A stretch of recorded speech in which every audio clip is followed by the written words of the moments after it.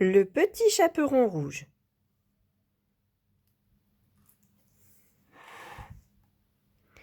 Il était une fois une fillette qui reçut pour son anniversaire un manteau rouge. Elle l'aima tellement qu'elle ne le quitta plus. Depuis ce jour, tout le monde l'appelait le petit chaperon rouge.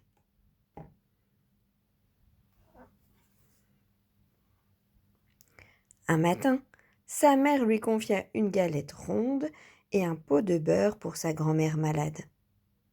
Sautillant de ci de là, le petit chaperon s'en alla à travers le bois.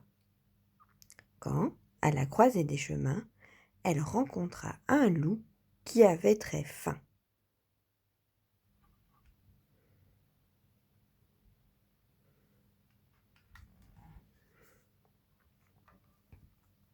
Rusé, le loup proposa au petit chaperon un jeu amusant. Chacun devait emprunter un sentier, et le premier arrivé chez la grand-mère serait le gagnant. La petite fille accepta volontiers.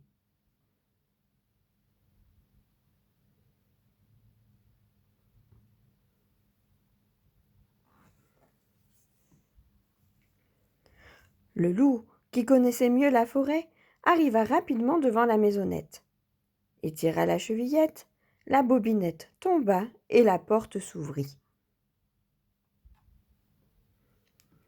Voyant la grand-mère sur son lit, il n'en fit qu'une bouchée. Puis il enfila la chemise de nuit et bonnet, en attendant la suite de son déjeuner. Le petit chaperon arriva à son tour. Elle tira la chevillette, la bobinette tomba et la porte s'ouvrit. Le loup, caché sous les couvertures, l'invita à venir près de lui. Penché sur l'oreiller, le petit chaperon rouge s'étonna. « Mère grand, que tu as de grandes oreilles !»« C'est pour mieux t'entendre, mon enfant, » lui souffla le loup. « Mère grand, que tu as de grands yeux !»« C'est pour mieux te voir, mon enfant, » lui déclara le loup.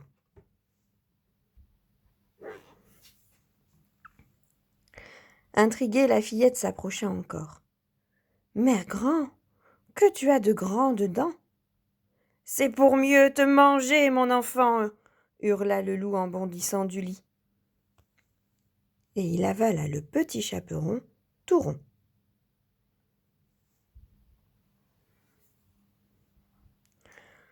Le loup reput s'endormit en poussant de bruyants ronflements. Un chasseur, surpris par autant de bruit, entra dans la chaumière voir comment allait la grand-mère.